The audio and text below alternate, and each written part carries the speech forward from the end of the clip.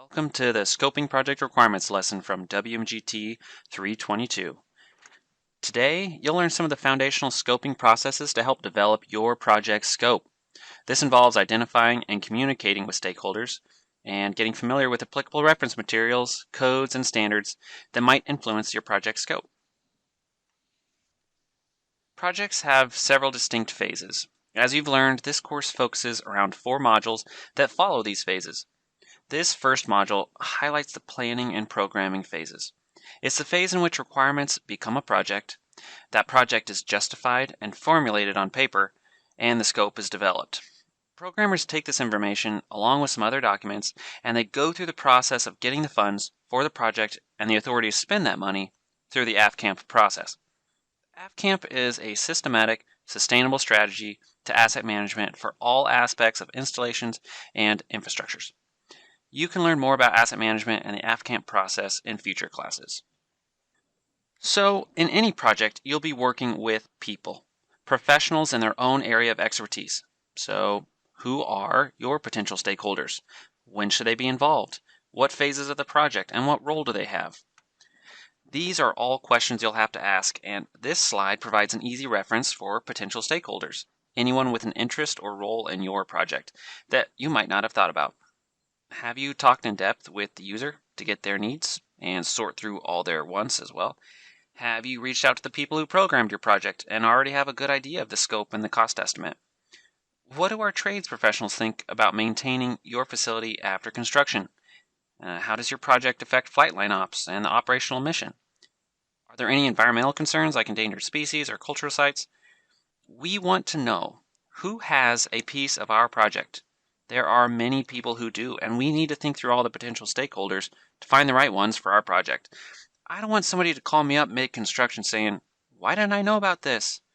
You aren't expected to know everything, but you've got to have the ability to find out who does know the answer. For those new to project management, let's define scope, because we are going to use that word a lot. The Project Management Body of Knowledge, or PMBOK, defines scope as the work that needs to be accomplished to deliver a product, service, or result with specified features and functions. So when I say, what is the scope of your project? I'm essentially asking, what are you doing? This question needs to get more specific into what are the boundaries and acceptance criteria. How do I know the project has done well? I like to use the phrase, how are we grading the product? It's very common in construction to make assumptions about the scope. For example, if you take over a project, let's say it's a bathroom reno, just assuming that it's about renovating a bathroom. But what you don't know until you read the programming documents is that this project actually covers every bathroom from a 20-story dorm.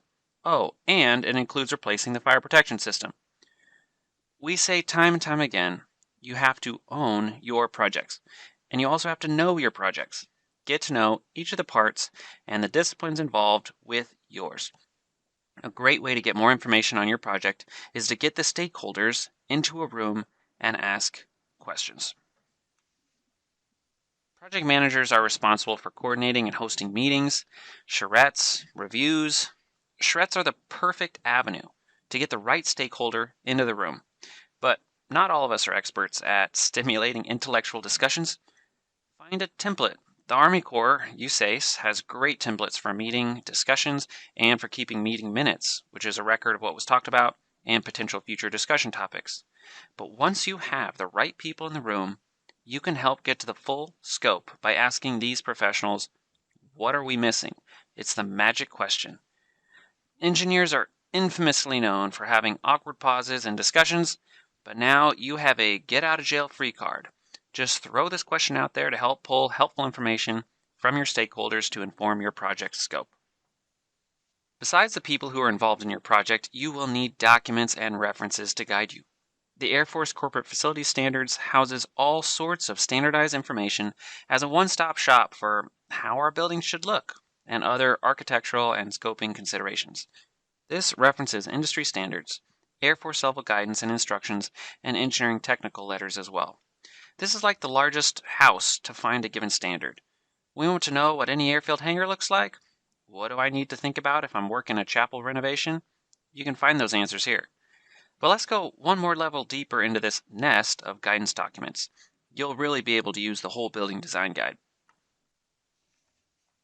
In the whole building design guide, with a simple enough website, wbdg.org, you'll find all the technical criteria, called UFC, Unified Facilities Criteria, and the guidance specifications, or UFGS, also called specs. You're not going to do any project without guidance, so use this website. The whole building design guide also houses the unique installation facility standards to each installation. For example, Wright-Patterson Air Force Base uses a lot of brick, and that is outlined in the IFS. This is a visual of how our guidance is nested and created from industry standards.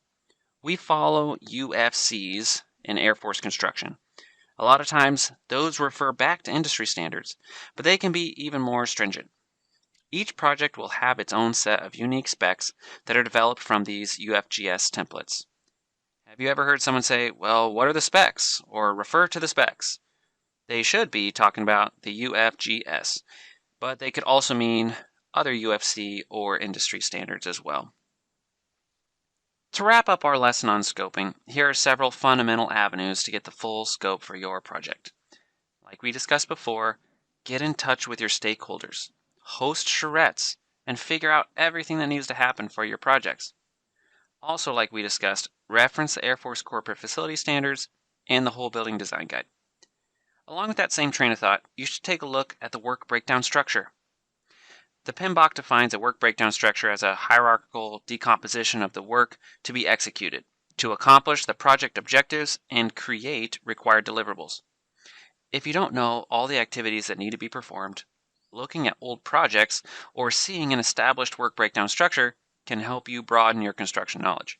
For example, if I'm in charge of a new sidewalk construction project and I don't have any concrete experience, I can look at a work breakdown structure to see those typical activities, such as compacting the subbase, providing compaction to the aggregate, using rebar of adequate size, using rebar ties, providing formwork, providing expansion joints, etc.